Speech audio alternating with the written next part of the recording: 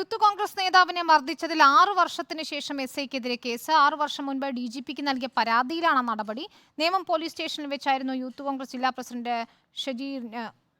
ഷജീറിന് മർദ്ദനമേറ്റത്. മർദ്ദനത്തിൽ ഗുരുതര പരിക്കേൽക്കുകയും ചെയ്തിരുന്നു.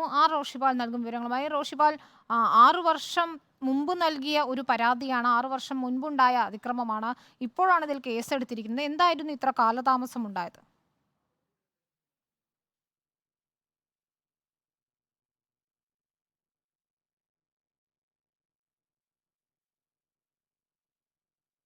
റോഷിപാൽ, കേൾക്കാമെങ്കിൽ എന്താണ് വാർത്തയുടെ വിശദാംശങ്ങൾ?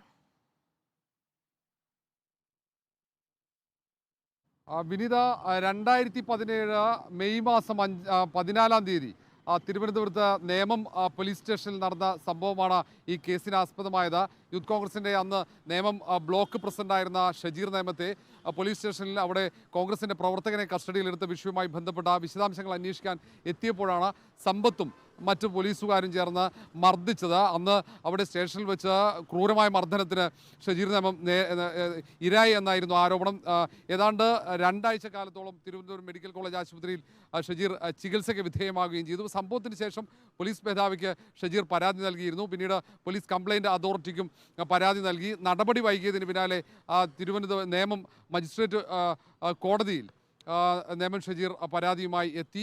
ആ കേസ് ഇപ്പോൾ നടക്കുന്നതിനിടെയാണ് നേരത്തെ DGPക്ക് നൽകിയ പരാതിയിൽ ഇപ്പോൾ IG-യുടെ നിർദ്ദേശപ്രകാരം നേമം പോലീസ് സ്റ്റേഷനിൽ FIR SI സമ്പത്തിനെതിരെ, മണ്ണന്തല SI ആണ് ഇപ്പോൾ സമ്പത്തിനെതിരെയും മറ്റൊരു CPOക്കെതിരെയും കേസ് രജിസ്റ്റർ ചെയ്തിരിക്കുന്നത്. ഇന്നലെ രാത്രിയോടെ ഷജീറിൻ്റെ മൊഴി പോലീസ് രേഖപ്പെടുത്തി കഴിഞ്ഞു. അന്ന് ഗുരുതരമായ പരിക്കേറ്റ ഷജീറിനെ അടിയന്തര ശസ്ത്രക്രിയക്ക് ഉൾപ്പെടെ വിധേയനാക്കിയിരുന്നു.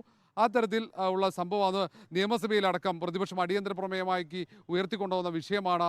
അതിലാണ് ഇപ്പോൾ 6 വർഷത്തിന് ശേഷം പോലീസ് കേസെടുത്തിരിക്കുന്നത്. 6 വർഷം മുമ്പാണ് പോലീസ് മേധാവിക്ക് ഇപ്പോഴത്തെ യൂത്ത് കോൺഗ്രസിൻ്റെ ജില്ലാ അധ്യക്ഷൻ കൂടിയായ ഷജീർ നേമം പരാതി നൽകിയത്. പക്ഷേ അത്രയും കാലമായി ആ പരാതിയിൽ പോലീസ് ഒരു നടപടിയും സ്വീകരിച്ചിരുന്നില്ല. ഇപ്പോൾ 6 വർഷത്തിന് ശേഷം പോലീസ് മേധാവിയുടെ നിർദ്ദേശപ്രകാരം ഷജീറിൻ്റെ പരാതിയിൽ SI സമ്പത്തിനെതിരെ കേസെടുത്തിരിക്കുകയാണ്. റോഷിപാലാണ് വിവരങ്ങൾ നൽകിയത്.